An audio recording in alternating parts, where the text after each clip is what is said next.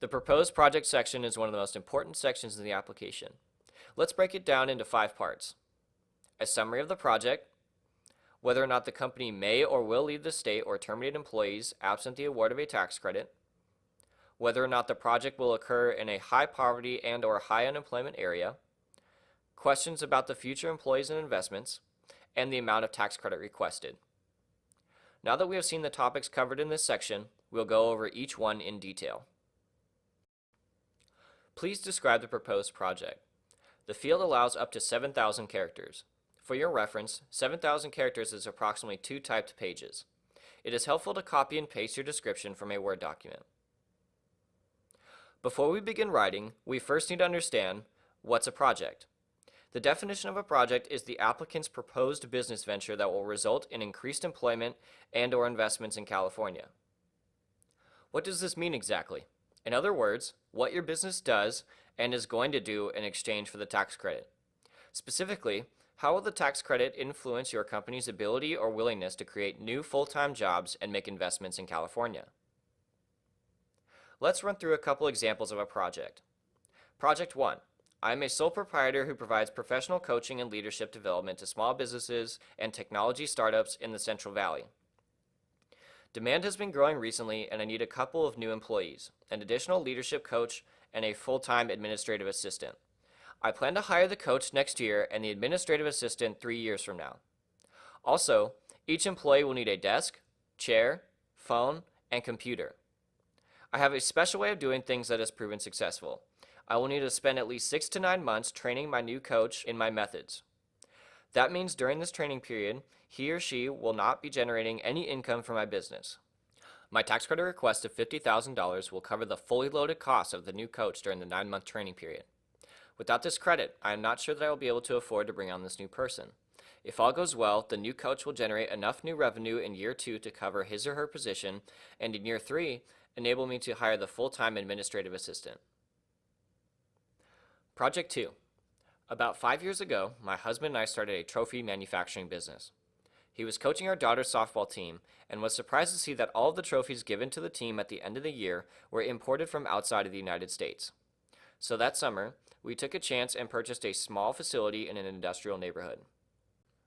Since that time, we have not only secured a 10-year contract to supply the trophies for our town's Little League baseball and softball teams, but we have also been approached by other communities that currently buy their trophies from overseas. We want to grow our company and hire more local, full-time employees, but do not have the space at our current location to do so. We would like to buy a second location in the next few years.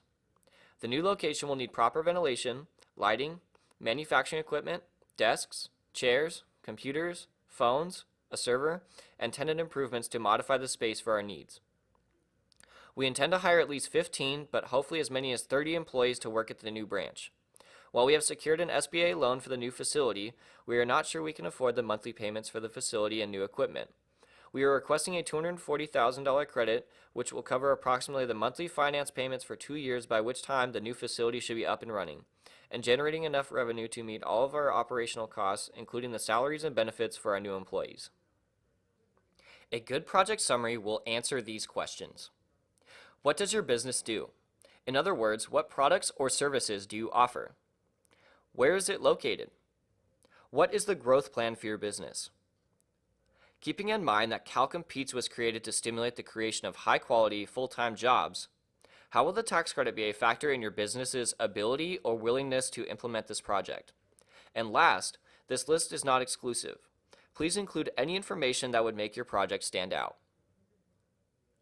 Let's go back to our example company, Widget Manufacturing, and see what it wrote in its project summary. We are a small widget manufacturer located in the city of Anonymous. For the last 5 years, we have steadily increased our customer base. We have started getting orders from customers in neighboring counties and need to expand our manufacturing and delivery capacity. Award of this credit will enable us to purchase more efficient manufacturing equipment and 3 new delivery vehicles. Tied to this investment, we will hire 3 full-time hourly employees and a full-time salaried manager. In its project summary, there are certain things that Widget did well, but there are also areas where Widget could improve. Let's look at what Widget did right. Widget did a good job addressing most of the questions we look for. It identified what its business does and where it is located.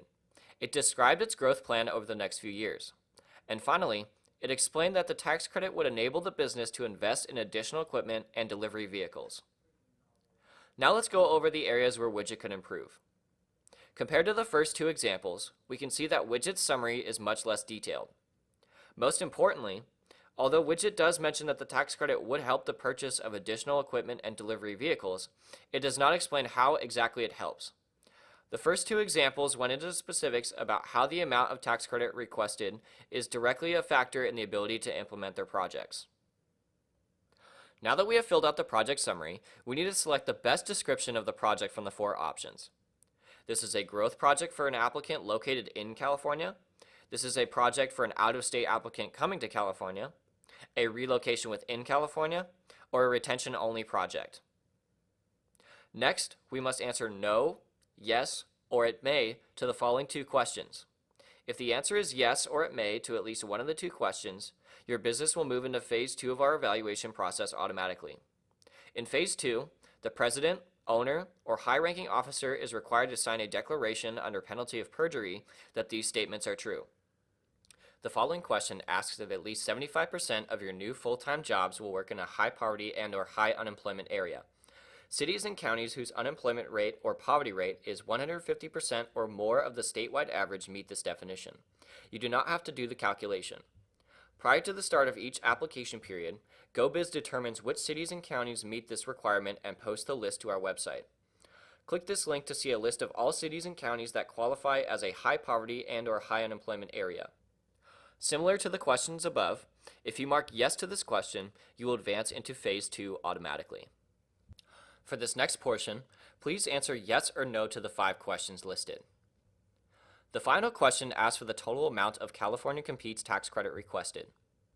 A common question we receive is, how much did I ask for? The simplest answer to this question is that you should ask for the amount of credit that your company needs over a 5-year period to complete the project. Being able to explain why the amount of credit you ask for is critical to your project success makes your application more competitive in the evaluation process. To provide guidance on how much to ask for, we provide 2 resources on our website. Question 4 of the FAQ document provides a list of the Phase 1 cutoff ratios for each application period. This ratio is calculated using a cost-benefit equation. The equation is the amount of credit that you request divided by the sum of the aggregate employee compensation and aggregate investment. Aggregate employee compensation can be found at the bottom of the employee section, and aggregate investment can be found at the bottom of the investment section. Any ratio that was equal to or lower than the cutoff shown here moved forward into Phase 2. And every company whose ratio was greater than the cutoff did not advance, unless they applied under the retention-only category, checked one of the absent award boxes discussed earlier in this section, or checked the box indicating that 75% of the new full-time jobs that they are proposing to create will occur in an area of high poverty and/or high unemployment. For example, if a small business had a ratio of 0.1801, the company would have advanced in the rounds marked by the green arrows, but would not have moved forward in the rounds marked by the red arrows. Although the ratios change from one application period to another, this chart can give you some guidance about what the California Competes program has seen in the past. Additionally, the awardee lists show every business that has received a tax credit through our program. The information shown includes the name and location of the company, industry type, net increase in full-time employees, amount of investment, and award amount.